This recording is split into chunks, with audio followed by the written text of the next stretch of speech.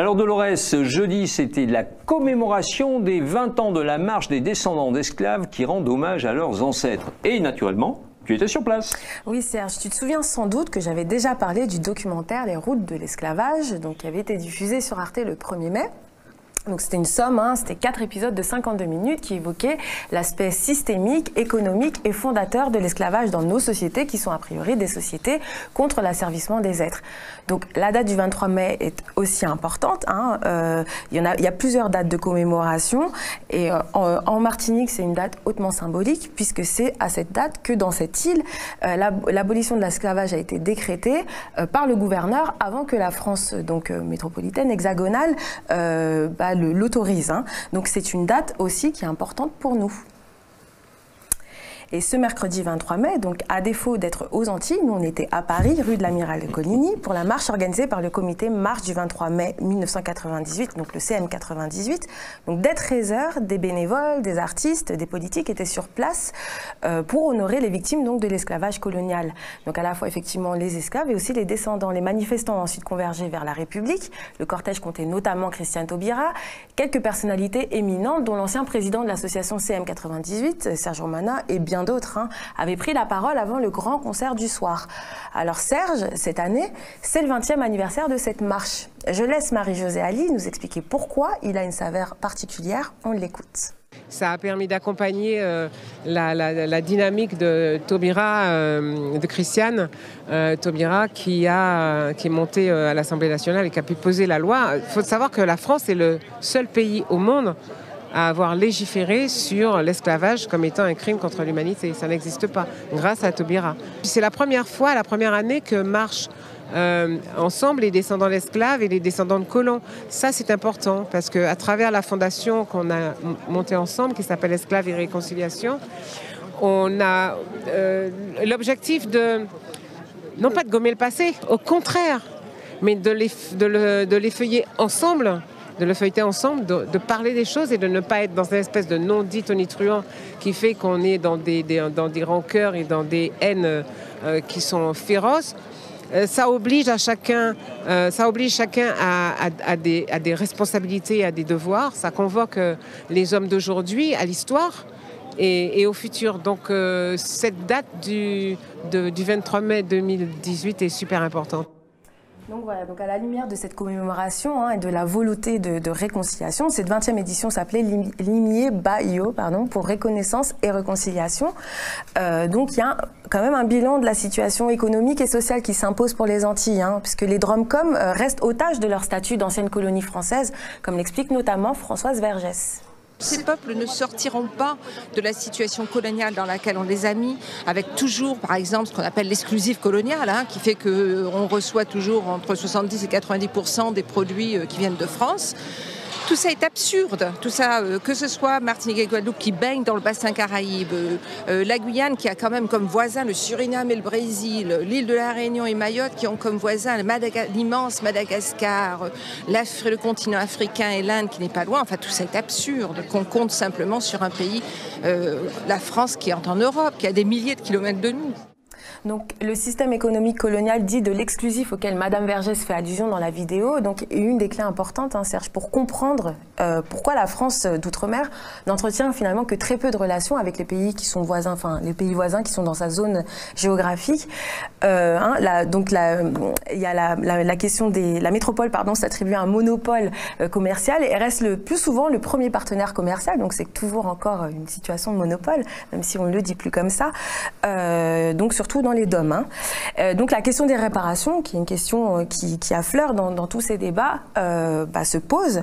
Et Françoise Vergès, elle, y voit une donnée importante, notamment à prendre en compte. Finalement, on les a vus à l'œuvre, les bénévoles. C'est la voix des peuples, de ces peuples qui ont été spoliés par ce système et maltraités par ce système qui est notamment un système économique. Je suis pour des réparations, pour que ce sujet soit abordé. La forme qu'elles prendront, il faut la demander d'abord aux sociétés qui ont subi, c'est-à-dire à celles dont je suis de l'île de la Réunion, Martinique, Guadeloupe et Guyane. Qu'est-ce qu'elles souhaitent? On sait que c'est des sociétés ravagées par le chômage, des problèmes de santé. L'hôpital n'a toujours pas rouvert en Guadeloupe. Il y a les problèmes du chlordécone. En Guyane, il y a les problèmes de l'industrie aurifère. À la Réunion, on est surchargé de problèmes. Et que ce soit dû vraiment essentiellement à l'esclavage, mais on le sait qu'après l'abolition de l'esclavage, les esclaves, les affranchis n'ont eu accès aucun à la propriété foncière, ni à la banque, ni à l'assurance, ni à l'école, ni à l'éducation, mais très lentement. En fait, les choses ont vraiment commencé à avoir, par exemple, l'éducation massive, c'est les années 70, c'est il n'y a pas longtemps. Donc on voit qu'effectivement, il ne suffisait pas de proclamer l'abolition pour que les esclaves aient des droits, il a fallu qu'ils les conquièrent.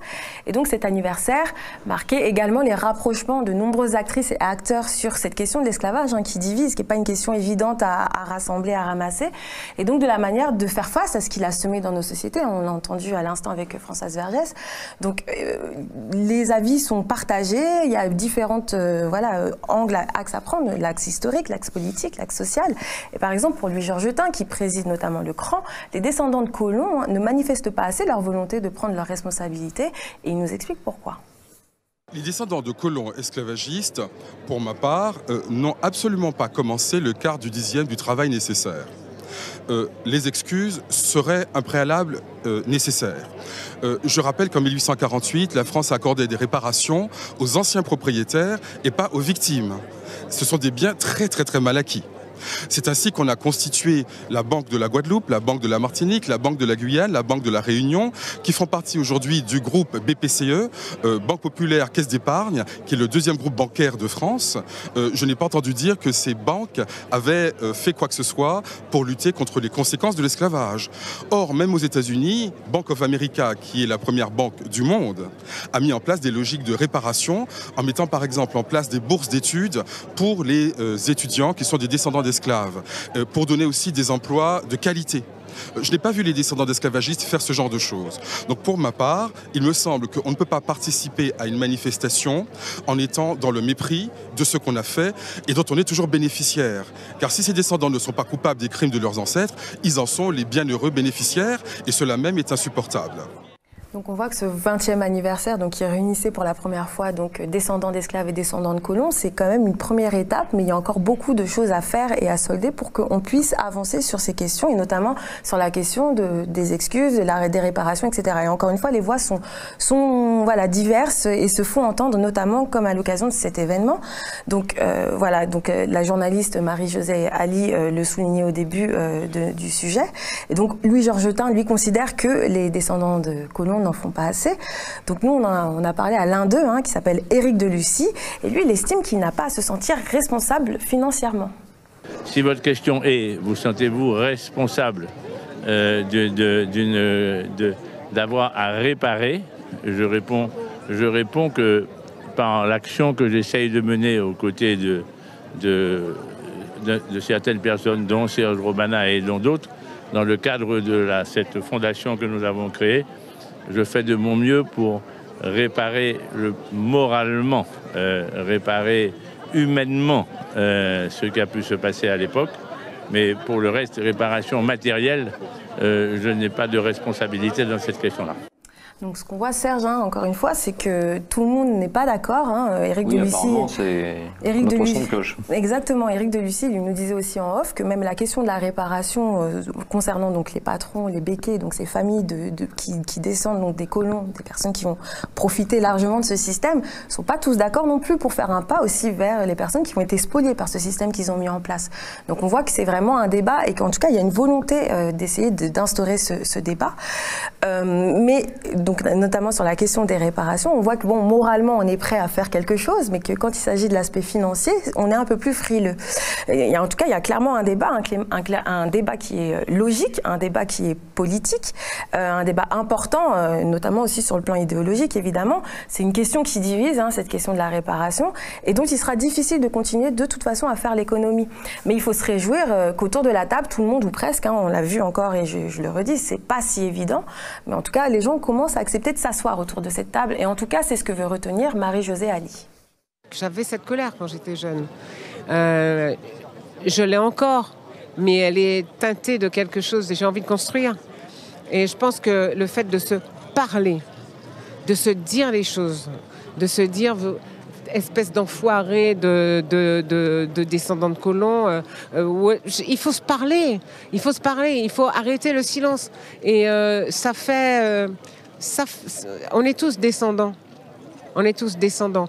On n'est pas dans l'histoire, on est tous descendants. Alors, qu'est-ce que ça nous a laissé comme trace? Qu'est-ce que ça a laissé comme trace dans notre économie? Qu'est-ce que ça a laissé comme trace dans notre rapport à la politique? Qu'est-ce que ça a laissé comme trace dans notre rapport à la responsabilité? Qu'est-ce que ça a laissé comme trace dans la distanciation qu'on a avec la France? Tout ça, ça fait partie de ces questions dont on pourra enfin parler vraiment quand on aura vidé un peu nos malles ensemble. À condition qu'on accepte de commencer à vouloir le faire, et là-dessus, on voit que la route est encore longue.